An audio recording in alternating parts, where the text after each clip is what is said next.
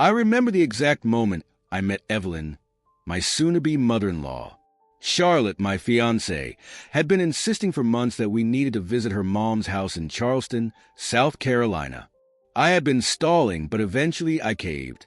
Charlotte warned me that her mother was a little opinionated, but I figured, how bad could it be? We pulled into the driveway of a massive colonial-style house with an immaculately kept lawn, the kind of place that screamed old money.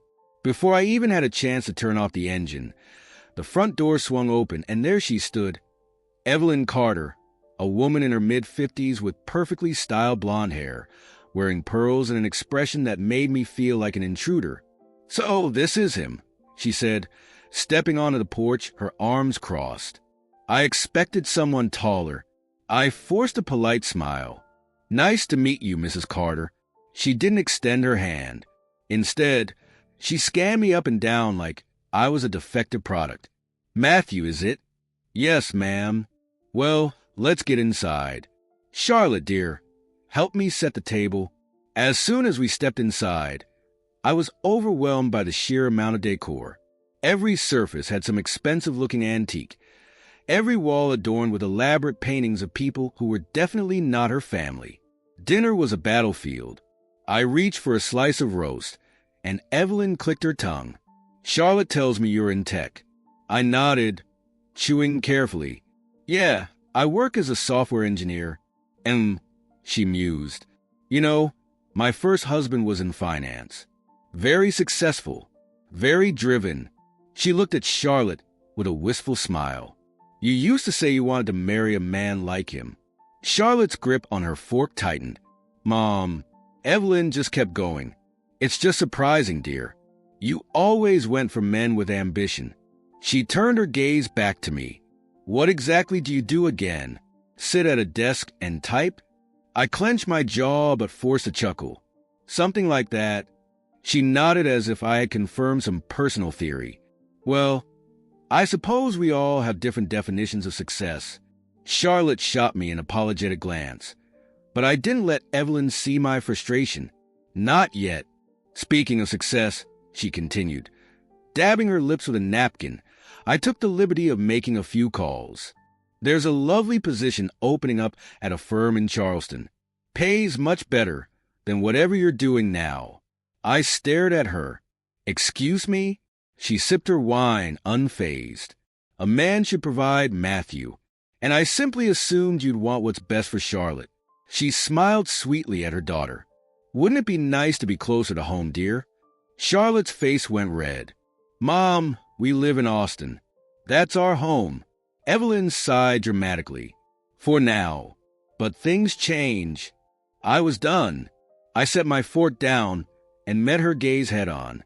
"Mrs. Carter, I appreciate the concern, but I love my job, and we're happy where we are."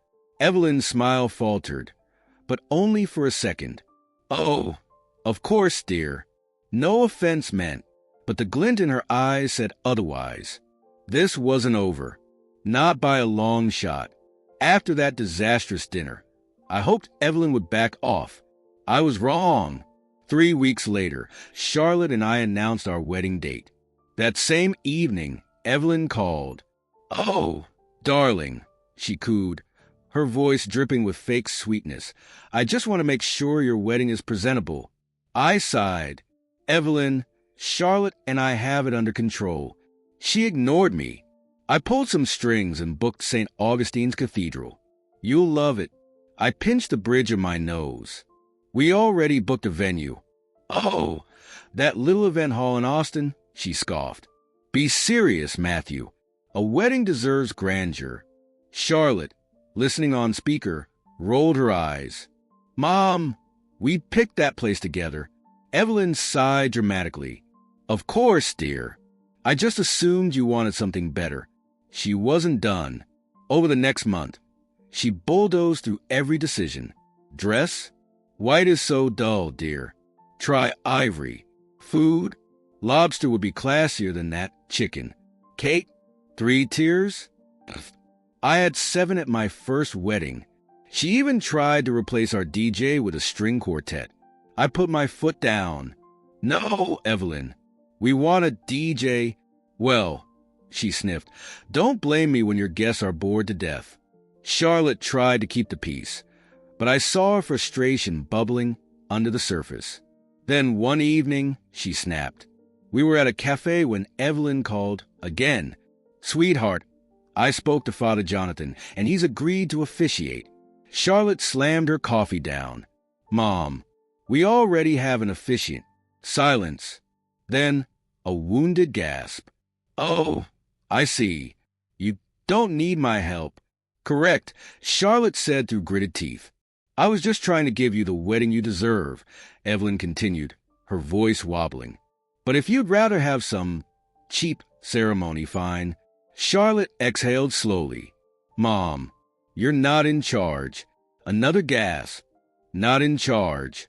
Evelyn's voice dropped to a whisper, like we had betrayed her. Charlotte, I raised you better than to disrespect your mother. Mom, enough. Charlotte snapped. We love our plans. If you can't respect that, don't come. Evelyn's silence was deafening. Then, in a voice like steel, she said, You'll regret this. The call ended. I squeezed Charlotte's hand. That was amazing. She smiled weakly. She's not done. You know that, right? Oh, I knew. Evelyn wasn't just controlling. She was vindictive, and I had a feeling she was about to prove it.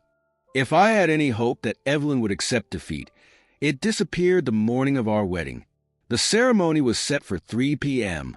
By noon, I was already dealing with chaos. The florist called, apparently. Someone had changed our pastel floral order to deep crimson roses. The caterer? Suddenly, we were serving caviar and filet mignon instead of our planned menu. The worst part, the DJ, our carefully selected DJ, had been replaced with a damn harpist. I didn't need 3 guesses to figure out who was behind it. I stormed into Charlotte's bridal suite, ignoring the horrified gasps of the hair and makeup team. Your mother, I seethed, has hijacked our wedding. Charlotte's eyes widened. What did she do? I ran through the list. Her expression darkened with each offense. She changed a menu. She changed everything. Just as I finished, Evelyn waltzed in like she owned the place, wearing an ivory gown with a lace train. Charlotte sucked in a breath. Mom, is that a wedding dress? Evelyn feigned innocence. Oh, don't be ridiculous, dear. It's cream. I pointed at the lace-trimmed veil in her perfectly styled hair. And that, she waved a dismissive hand. Just a touch of elegance. I clenched my fists. Evelyn, get changed? She gasped, placing a dramatic hand on her chest. Matthew, so aggressive. It's just a dress. Charlotte, now visibly shaking, stepped forward. Mom, I asked you, begged you, to respect our wedding. Instead, you hijacked it. Why? Evelyn tilted her head, her lips curling in a smirk. Oh, darling, I'm just helping.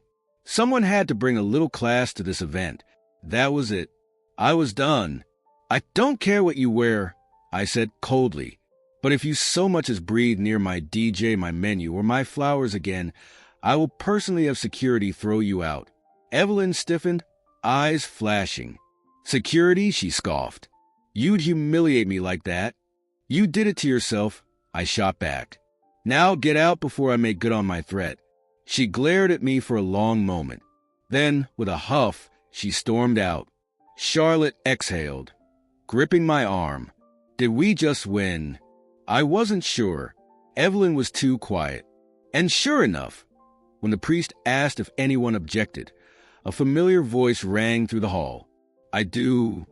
I turned slowly, my blood turning to ice. Evelyn stood, dramatic as ever, dabbing at fake tears. I just can't let my daughter make this mistake. The room went dead silent. Charlotte turned to me, her face unreadable. Then she took a deep breath and marched straight toward her mother. Every guest in the church turned to stare. The air was thick with tension, the kind that makes people shift uncomfortably in their seats. Charlotte walked straight up to Evelyn, her heels clicking sharply against the marble floor. "Mom," she said, voice dangerously calm. "Sit down." Evelyn dabbed at imaginary tears. "Sweetheart, I just—" "Sit down," Charlotte repeated, louder this time. The priest looked between them, unsure whether to intervene. I, on the other hand, was done playing nice.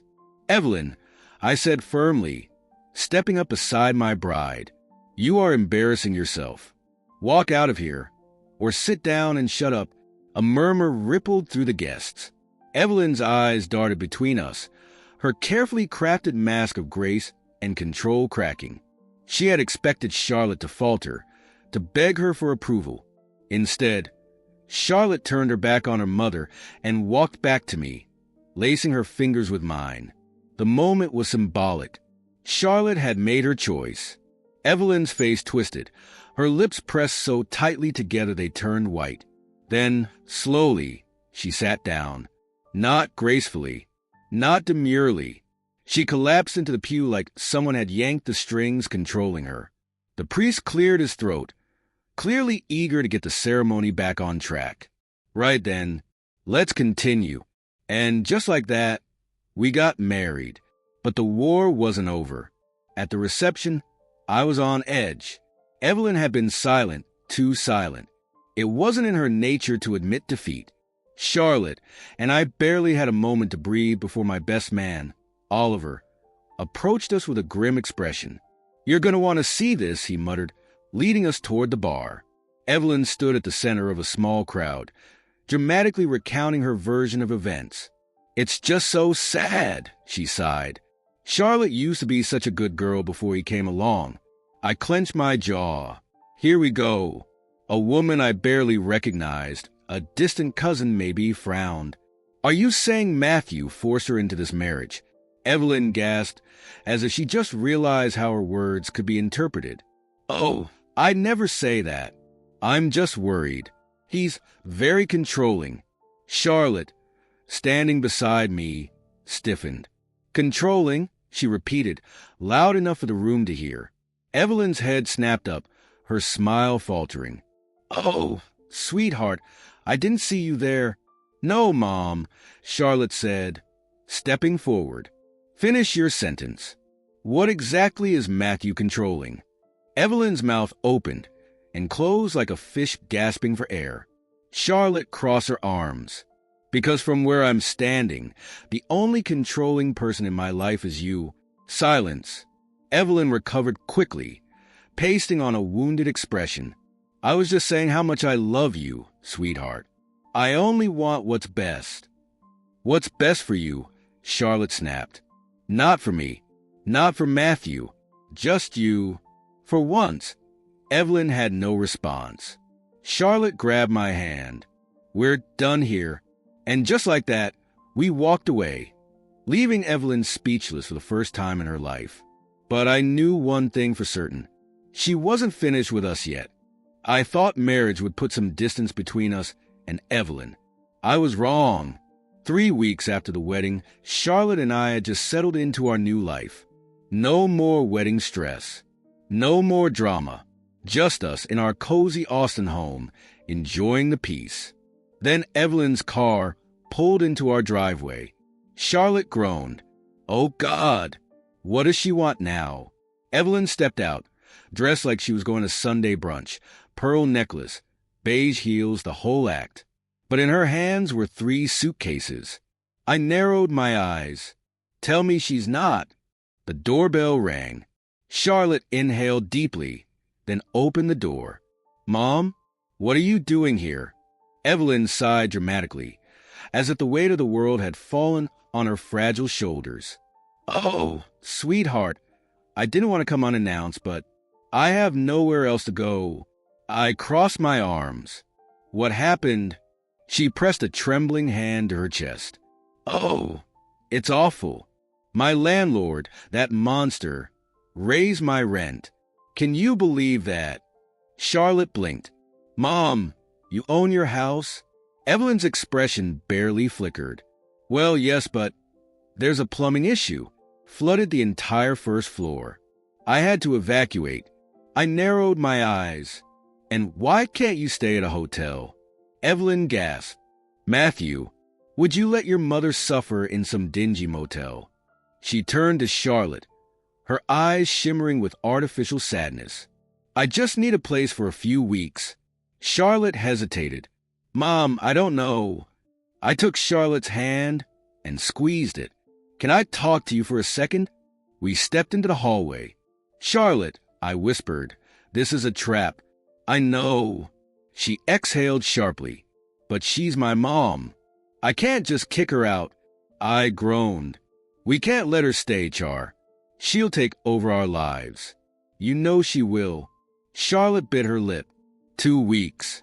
That's it. I stared at her. Fine. But if she pulls anything, she's out. We returned to the front door. Evelyn had already dragged her suitcases inside. Thank you, darlings, she said sweetly. I promise. You won't even know I'm here.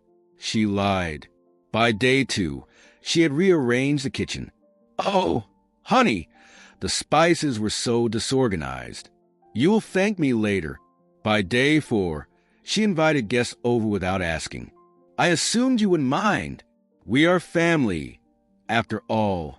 By day 6, she set up a home office in our dining room. The natural light here is perfect for my book club Zoom meetings. Charlotte was losing patience. But I hit my breaking point on day 7 when I found Evelyn in our bedroom. She was standing by my dresser, rifling through my things. I clenched my fists. Evelyn, what the hell are you doing? She turned, holding one of my watches. Oh, Matthew, I was just admiring your taste.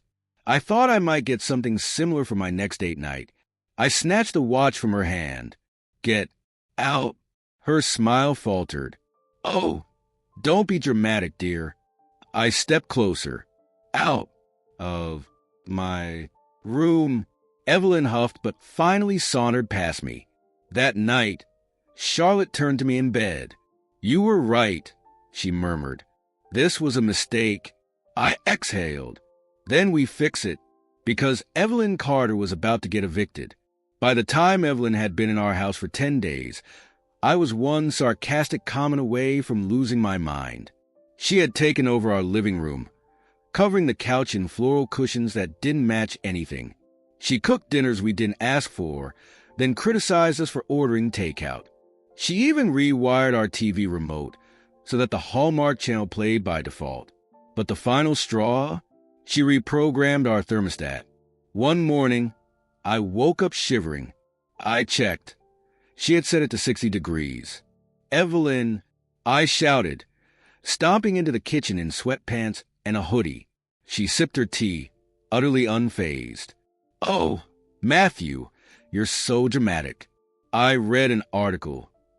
Cooler temperatures promote longevity. I promote you getting your own house. Charlotte groggily entered the kitchen, rubbing her temples. Mom, seriously? Evelyn shrugged. I'm just looking out for your health, dear. I grabbed my coffee, seething. This had to end. That evening, Charlotte and I had a serious talk. She's not leaving on her own, I muttered. We need to force her out. Charlotte sighed. I know, but how? That's when I had an idea. Phase 1. Annoy the hell out of her. Evelyn thrived in control. So, we'd take it away. First, I moved her precious throw pillows. She noticed in minutes. Matthew, where are my cushions? She demanded. I shrugged. Oh, I thought they cluttered the space. Her eye twitched. Good. Next, I woke up at 5 a.m. every morning and blasted rock music while making coffee. By day 3, she snapped, could you not? Oh, I said innocently. Do you not like early mornings? But they promote longevity. Evelyn turned red. Even better. Phase 2. Take back the house. Charlotte locked our bedroom door. Evelyn tried the handle twice before knocking. Charlotte, why is the door locked? Charlotte yawned. Oh, sorry, Mom. Matthew, and I just need privacy. Evelyn huffed loudly. But she got the message. Phase 3, the knockout punch. On day 14, I handed Evelyn a printed lease application. She frowned. "What's this?" "A list of apartments," I said. "Since your house is unlivable, we figured we'd help." She blanched. I have options." "Great. Let's call them now." Charlotte smirked beside me.